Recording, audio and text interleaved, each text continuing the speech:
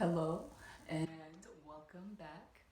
Today I will be teaching you extended triangle pose, also known as Utthita Konasana. Utthita Konasana. So Utthita means extended. Oh, sorry. Utthita Trika Konasana. There you go.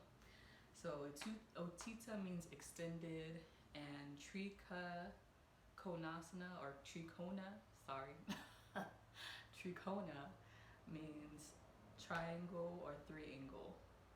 So this is a beginner slash intermediate pose. Um, this is a standing pose. It's working your heart, your sacral and your root chakra.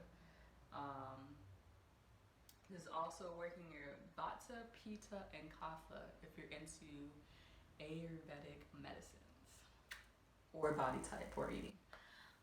So the benefits of this pose would be expand your chest, your shoulders, stretches and strengthens your thighs, knees, ankles, stretches your hips, your groin, hamstrings, your calves, encourages natural arches in your feet. So if you're flat footed like myself, this is a great pose to do.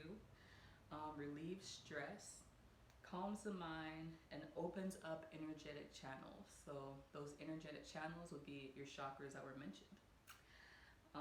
Contradictions though, if you are doing this pose at the moment, something to look out for is migraine, if you have diarrhea, low or high blood pressure. So be sure if you are experiencing low or high blood pressure to ease into the pose. Don't just like throw yourself in there. It could throw off your blood pressure levels, and then maybe you could pass out, and that's not good. So, if you know you're dealing with that, you should let your yoga teacher know, or know yourself well enough to not go beyond what your limits are. And then, lastly, if you have neck and back injury, this pose may or may not be for you, but I will definitely show you modifications along the way if you are someone who's dealing with any of the elements that I mentioned. Diarrhea, though, you're gonna have to really like just take a break. Prior pose, if you are teaching yoga or if you are trying to come up with your own sequence, your self practice, you want to do a wide leg forward fold.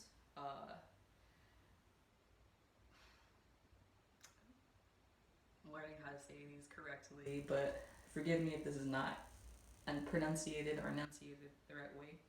Pra Sarita Padasana. Warrior 2, Virabhadrasana 2, and then tree pose, Virsanasana.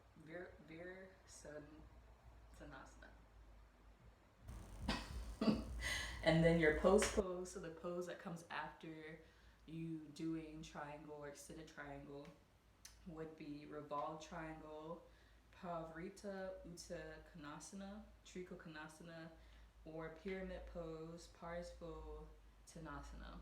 And again, um, the post and prior pose, these aren't like the only poses that you can do. So you can also do your own research into what will work best in the flow for yourself. And then modifications, so I'll just like run through what they would be, and then I'll also show you. So you can place your hand on the block. You can also avoid squaring your hips. You can do a micro bend to prevent your knees from locking out. We never want to have our legs hyperextended in a pose anyways, but we don't want them to be super bent so that our body is not getting the benefits of the pose. Look to the side rather than down to prevent straining your neck. And then you can practice this pose supported by a wall. So you can stand up against a wall and then get into triangle pose to support you, so you can get used to like the muscle memory or the feeling of the pose. So let me cue you. I'll stand back. Oh, well, I'll come up and then adjust and then stand back. Hopefully this is better. Yes, okay. So typically we do this pose after doing warrior two. So let me set up. I'm gonna set my right foot forward. So let's say we do our tree pose or warmed up. In our warrior two, we step our right foot forward like so. Our left foot can be squared with the back of our mat or parallel to the back corner of our mat. And then we're gonna lean forward into our right leg that it will have a 90-degree angle. And I should take off my socks.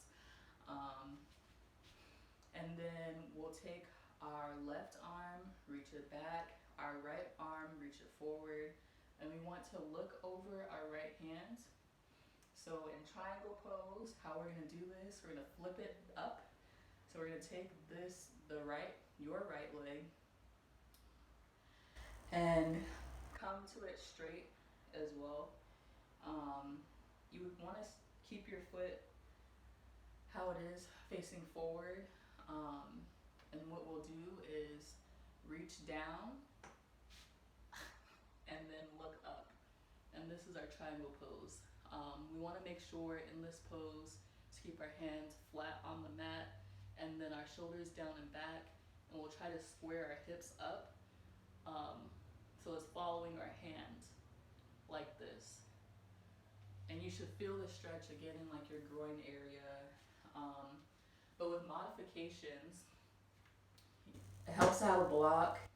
Again, if you don't have a block, you can get a book or cans or something that's very sturdy that you know is not gonna like fall. We want to make sure that you're safe in your practice. So you'll take the block on whatever setting that works best for you, however high you need to bring the ground up from the floor to your hand. So for this, I'm gonna say it's gonna be like the top block level 3.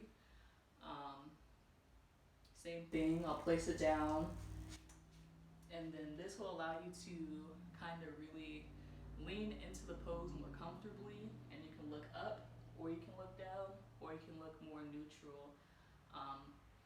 So we look up to challenge our focal point and our balance so that we are getting stronger and getting used to like not being as stable. So it's making the pose more challenging. And if I were to stand back and show you what it will look like on the wall, this is a closet, so hopefully it doesn't like, fall in. I'll take the same stance as I did. Back, but be careful, and then lean up against the wall like this. And of course, with every pose that you're doing, yoga definitely is more about your breath than it is about the pose. So if you can get into the pose how it's supposed to be without any modifications, that's fine. If you can't, that's also fine. But we really want to make sure that we're focused on our breathing throughout our practice, so that you're getting the most out of your yoga poses as well. So again, this was extended triangle pose. Thank you very much for watching, and I hope that you come back for more breakdowns and hopefully sooner flows. Bye.